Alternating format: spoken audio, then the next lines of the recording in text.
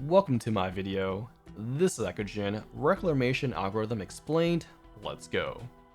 Part 2 is focused on the base preparation and base defense. What I will cover are the fundamentals to help you get started and help you progress further. I won't be discussing any advanced tactics or higher tiered constructs, as I haven't gotten there just yet. Maybe there will be a part 3 for that. Before I start, if you're having trouble understanding this mode, don't worry. The first guide I have on this explains on how to play the mode. It'll be linked in the description and available at the end screen. Okay, let's talk base. Here's what you should do the day before the attack. Go to your roster, replenish as much stamina for all the operators you plan on using to defend your base with, but don't burn through all your units. Leave enough units for tomorrow. Remember, stamina can be refilled once per operator per day. So when tomorrow comes, you can refill stamina once more. Initially, there are no ranged tiles until you build platforms, so make sure you have a strong ground game. All about those Arknights. Constructs. You want to build stuff at least the day before the attack. On the day of the attack, you can still build while defending your base, but now you're multitasking. Plus, the deployment of constructs have a cooldown. You can't instantly deploy stuff one after another like you can in build mode when it's peaceful. I recommend you focus on building the day before, and then focus on defending on the day of the attack. But hey, you do what you want to do. Roads to prosperity. Here are the nodes you should invest into. Focus on getting food, wood, stone, and iron. These are your basic resources. You always need them. It gives you more starting resources, which makes things much easier. Afterwards, you can go for improved soil and waterworks. Improved soil is RNG to double the production for your portable planting troughs. And waterworks speeds up the water collection.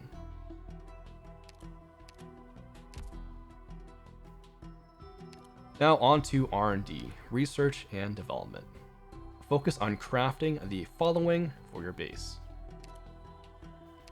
Portable planting troughs will be your passive and only source for food, and with the node investment, you can RNG double the production. For the walls, aim for the urban style barrier 2. These walls block enemy pathing, are reinforced, and are invisible. Tier 1 is cheaper, however it is not invisible, meaning it can be subjected to attacks. So you might as well be efficient with your materials and go straight to tier 2. Don't bother with fortifications. It may block enemies, but it doesn't change their paths. Now there is a unique item you should try to craft.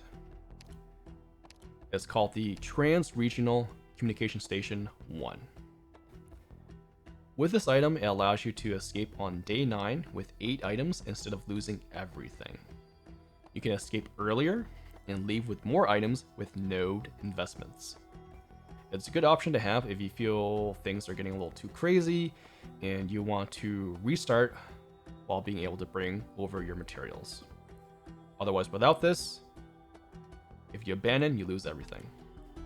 Lastly, to create ranged tiles, the Firm Platform 1 will do just fine. If you set up and build properly, enemies won't be within range of these constructs to do any harm. Focus on this stuff for your starter base. There are obviously a lot of constructs I didn't cover, but that's for advanced game.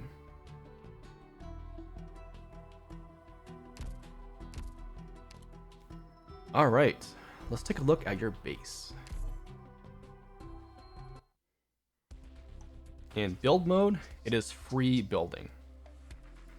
Anything you deploy is instantaneous. The stage is very large. Take a look around and soak it all in.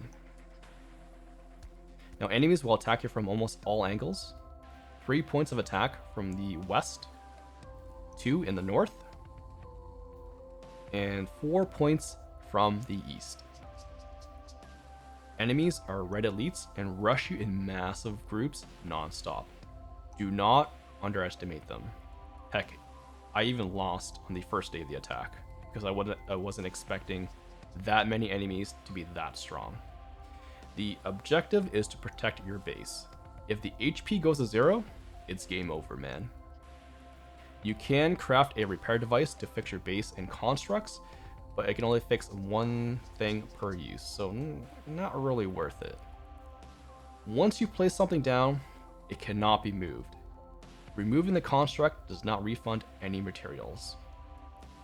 You can also improve the HP and defense of your base and constructs via the nodes.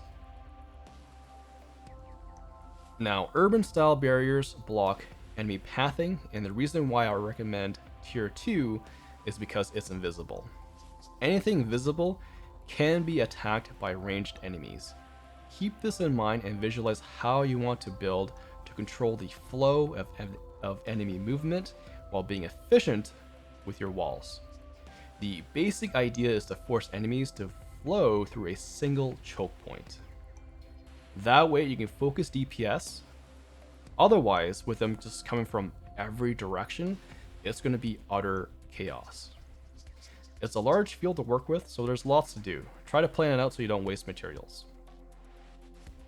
For my current build, I was thinking of extending the wall to the left 3 more tiles, and then bringing it all the way down to the bottom of the map. And then extending the eastern wall maybe another, 2 or 3 tiles down.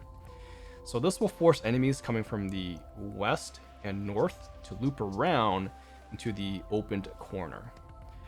This provides some space for food, operator deployment, and ranged platforms. Certainly not the best build, but good enough for now. The skies are the limit. There are endless ways you can build and set up the ideal base. Eventually, I do want to try to create some sort of long, winding path that enemies must go through while getting battered down by my ranged operators and traps. Alright, those are the fundamentals on how to prepare and to protect your base. Hopefully I didn't leave out any details, but if I did, just let me know. If you have any questions, I'll do my best to answer them. Check out my socials, like and subscribe. Thanks for watching. Peace out.